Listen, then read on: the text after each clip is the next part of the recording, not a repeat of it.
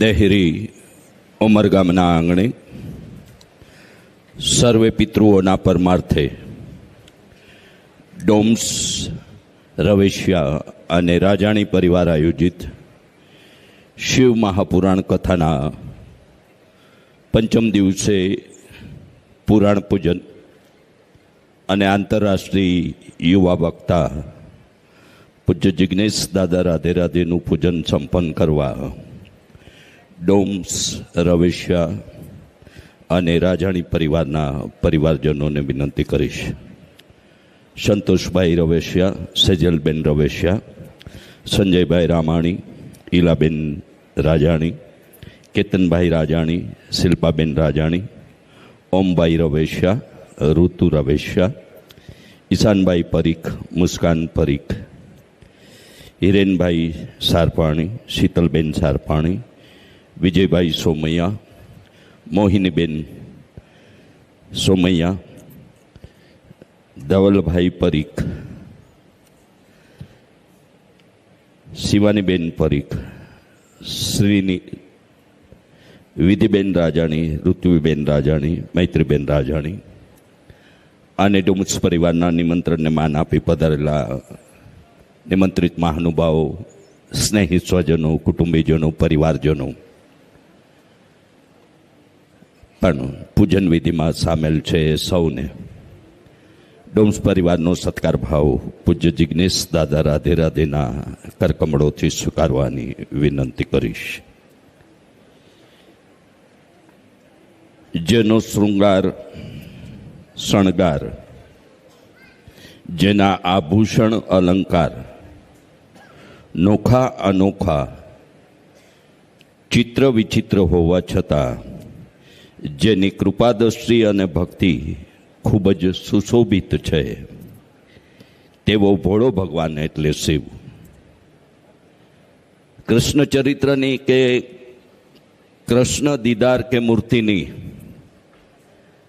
જેટલું વર્ણન કે એની કલ્પનાઓ કે એની વિશેષતાઓ જેમ લખાઈ છે અને નિરૂપાઈ છે એમ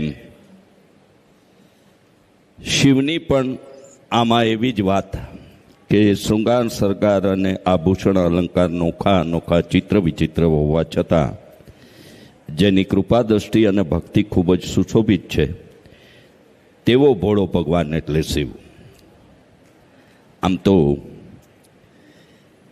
ચાંદનીબેન સોમૈયા અને હિરેનભાઈ શીતલબેનને પણ વિનંતી કરીશ કે તેઓ પણ પૂજન વિધિમાં સામેલ થશે.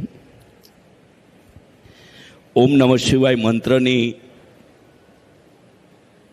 અને જો મંત્રમાં કંઈ તાકાત ન હોત કે એની કોઈ પરિણામ મળે એમ ન હોત તો 1 લાખ 1 કરોડ કે 5 કરોડ કે એવું અનુષ્ઠાન કોઈ કરતા ન હોત. આવા અનુષ્ઠાનો આજે પણ નામજોગ ઉલ્લેખ ટાળું છું, પણ આજે પણ આવા અનુષ્ઠાનના ઉપક્રમથી કે ઉપાસનાથી સિદ્ધિ પ્રાપ્ત કરેલા એવા વિદ્વતજનો, એવા સંતો આજે પણ આપણને વર્તમાન કાળમાં પણ મળી રહ્યા છે. એનું પરિણામ કે એનો આપણે એ રીતે વર્ણવી શકીએ કે એ મંત્રની તાકાતથી એમને એ સિદ્ધિ કે એ નામ કે એ ભક્તિ કે એ ભજન કે એ સિદ્ધતા આજે પ્રાપ્ત થઈ છે. એવું કહું તો એમાં કંઈ ખોટું કહેતો નથી. એટલે જ ઓમ નમઃ શિવાય મંત્ર પંચાક્ષર જપત મિટત સબ કલેશ ભયંકર. કોઈ પણ પ્રકારના ભયંકર કલેશ હોય તો ફક્ત ઓમ નમઃ શિવાય પંચાક્ષર મંત્રનો જપ કરવાથી એવા કલેશ અને એવા કષ્ટનો નાશ થાય. આમ તો દેવ હંમેશા દેનારા જ હોય, દેવી પણ દેનારા જ હોય. મા બાપ હંમેશા આપવા માટે જ આતુર હોય. એમના સંતાનોની અપેક્ષા એમની પાસેથી હોય કે મને મોટર મળે, કાર મળે, બંગલો મળે. એ મારા માતા પિતા કે મારા દેવી દેવતાઓ એ તો હંમેશા આપવા જ બેઠા છે. માગનારાની કેવી ક્ષમતા છે એની ઉપર પામવાની આપણી એ સ્થિતિ અને સંજોગ નિર્ભર થતા હોય છે. અને એથી આગળ વાત કરીએ તો ભગવાન શિવ એ કલ્યાણ, કૃપા અને કરુણાનું સ્વરૂપ છે. ભગવાન શિવ એ કલ્યાણ, કૃપા અને કરુણાનું સ્વરૂપ છે તથા પ્રેમ અને પ્રસન્નતા આપે છે. આવા શિવની જ્યારે આપણે ગાથાને શ્રવણ કરી રહ્યા છીએ ત્યારે પ્રણવ મંત્ર ઓમ વિશે કંઈક થોડીક. તો ઓમ શું છે? તો કે ઓમ દૂર કરશે તણાવ. અનેકવાર ઓમનું ઉચ્ચારણ કરવાથી આખું શરીર તણાવ રહિત થઈ જાય છે. ઓમ અને ગભરાટ. જો તમને ગભરાટ કે અધીરતા થતી હોય તો ઓમના ઉચ્ચારણથી શ્રેષ્ઠ બીજો કોઈ ઉપાય નથી. ઓમ અને ઊંઘ. તો ઊંઘ ના આવવાની સમસ્યા હોય તો સૂતી વખતે ઊંઘ આવે ત્યાં સુધી ઓમનું ઉચ્ચારણ કરશો તો મીઠી ઊંઘ આવશે. ઓમ અને ફેફસા. તો કેટલાક વિશેષ પ્રાણાયામની સાથે જ ઓમનું ઉચ્ચારણ કરવામાં આવે તો ફેફસા મજબૂત થાય છે. ઓમ અને થકાવટ. થકાવટથી બચવા માટે ઓમનું ઉચ્ચારણ કરવું તે શ્રેષ્ઠ ઉપાય માનવામાં આવે છે. ઓમ અને તણાવ. ઓમના ઉચ્ચારણથી શરીરના ઝેરીલા તત્વો દૂર થાય છે અને તણાવ પેદા કરતા દ્રવ્યો ઉપર નિયંત્રણ આવે છે. ઓમ અને બોડીનો પ્રવાહ. ઓમનું ઉચ્ચારણ હૃદય અને લોહીના પ્રવાહને સંતુલિત રાખે છે, જેના કારણે બ્લડ પ્રેશર થતું નથી. ઓમથી મેળવો સ્ફૂર્તિ. ઓમના ઉચ્ચારણથી શરીરમાં ફરીથી યુવાવસ્થાવાળી સ્ફૂર્તિનો સંચાર થાય છે. ઓમ અને કરોડરજ્જુ. ઓમનું ઉચ્ચારણ કરવાથી કંપન પેદા થાય છે.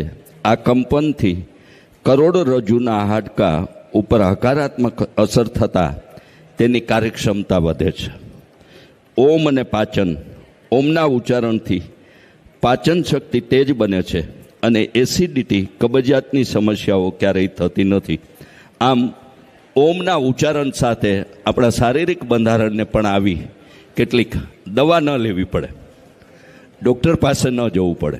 એવા કેટલાક આ માહિતી અને વિગતો જે મને મળી હતી એ મેં આપની પાસે પ્રસ્તુત કરી છે.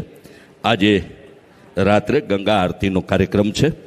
સૌને ગંગા આરતીમાં પણ જોડાવાનો અનુરોધ કરી રહ્યો છું. સાથે સાથે આપ સૌને 999 888 2612 એ નંબર આપના મોબાઈલમાં સેવ કરી એડ ગ્રુપ વિનંતી કરશો, જેથી તથાસ્તુ વિદ્યાપીઠના પાવન પરિસર સ્થિત પ્રેમ મંદિરના મીઠુડા રાધાકૃષ્ણ દેવના દિવ્ય શણગાર દર્શનની ઝાંખી અને પૂજ્ય દાદાના મુખેથી સ્ફુરેલો એક સુવિચાર આપને રોજ મળતો થઈ જશે.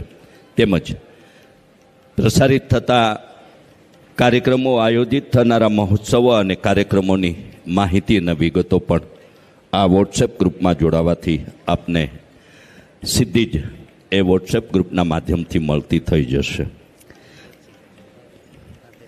આપણે સૌ જાણીએ છીએ કે Radhe Radhe education and charitable trust નિર્માણાધીન તથાસ્તુ વિદ્યાપીઠ 40 વીઘાના પાવન પરિસરમાં અનેકવિધ સમાજ સેવા, શિક્ષણ સેવા અને સંસ્કારના એ બીજરોપણ રૂપ એ ભવન નિર્માણાધીન થઈ રહ્યું છે. ધોરણ 11-12 વિજ્ઞાન પ્રવાહના ગરીબ ઘરના કોઈ પણ સમાજના બાળકને આપણે નિઃશુલ્કપણે આ તથાસ્તુ વિદ્યાપીઠમાં શિક્ષિત અને દીક્ષિત કરવાના છીએ. કારણ કે 2 વર્ષના ધોરણ 11-12 વિજ્ઞાન પ્રવાહના એ અભ્યાસ દરમિયાન એ બાળકે નિત્ય એક ગીતાનો શ્લોક કંઠસ્થ કરવાનો છે. આમ કૃષ્ણના મુખે ગવાયેલું એ મહાકાવ્ય 700 શ્લોકનું એ 2 વર્ષ દરમિયાન એ બાળક 11-12 વિજ્ઞાન પ્રવાહનો અભ્યાસ તો કરશે જ, પણ સાથે સાથે 700 શ્લોકને ગીતા કંઠસ્થ કરી શિક્ષિત અને દીક્ષિત થઈ તથાસ્તુ વિદ્યાપીઠથી સમાજમાં પોતાનું પદાર્પણ કરશે. આવી આપણી એક કલ્પના સાથેનું પૂજ્ય દાદાની સ્વપ્નની આ શાળા તથાસ્તુ વિદ્યાપીઠ અમરેલી લાઠી હાઈવે પર, અમરેલીથી 16 કિલોમીટર દૂર ટોડા અને કેરાળા ગામની મધ્ય 40 વીઘામાં નિર્માણાધીન થઈ રહ્યું છે. જે વયસ્ક વડીલોને કોઈ સંતાન ન હોય અને જે વયે પહોંચ્યા હોય એવા ઉંમરલાયક સંતાન વગરના એવા વડીલો માટે આપણે એક વૃદ્ધાશ્રમ નિર્માણ કરવા જઈ રહ્યા છીએ. અને સાથે સાથે જે બાળકોને પોતાના માતા પિતા કે વાલી ન હોય તેવા અનાથ બાળકો માટે આપણે મારું ઘર નામે એક અનાથ આશ્રમ પણ આ જ પરિસરમાં નિર્માણાધીન કરવા જઈ રહ્યા છીએ. આવતા દિવસોમાં આયોજિત થનારા આપણા ઉત્સવો, મહોત્સવો અને કથા એટલે નજીકના ભવિષ્યમાં જ શ્રાવણ માસમાં અમદાવાદ ખાતે શિવ માસના શિવ ઉપાસનાના એ દિવસોમાં કૃષ્ણ ચરિત્રનું ગાન એટલે માસપારાયણનું આયોજન આપણે અમદાવાદ ખાતે કરવા જઈ રહ્યા છીએ. શારદીય નવરાત્રિ 2027નું શ્રીમદ દેવી ભાગવત કથાનું આયોજન આપણે પાવાગઢ ખાતે કરવા જઈ રહ્યા છીએ.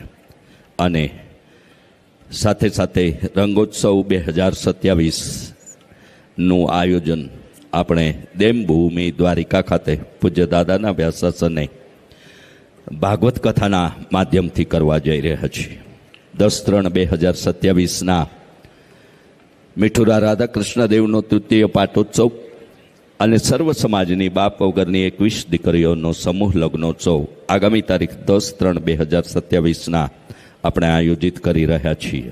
આપ સૌને એ અવસરમાં ઉપસ્થિત રહેવા Radhe Radhe education and charitable trust, Radhe Radhe પરિવાર અને તથાસ્તુ વિદ્યાપીઠ પરિવાર વતી હાર્દિક નિમંત્રણ પાઠવતા ફરી આપ સૌનું ડોમ્સ રાજાણી અને રવેશિયા પરિવાર વતી હાર્દિક સ્વાગત કરતા કર્તવ્ય ટીવી ચેનલ અને Radhe Radhe official YouTube channel like, subscribe અને શેર કરવાના અનુરોધ સાથે એ ટીવી ચેનલોના માધ્યમથી પણ રસ અમૃતનું પાન કરતા સૌનું સ્વાગત.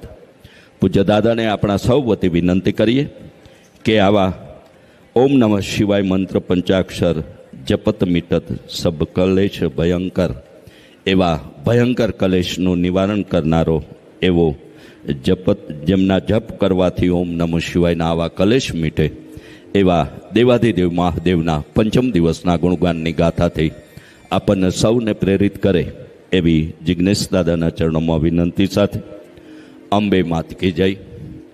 જય મહાદેવ. ઓમ નમઃ શિવાય.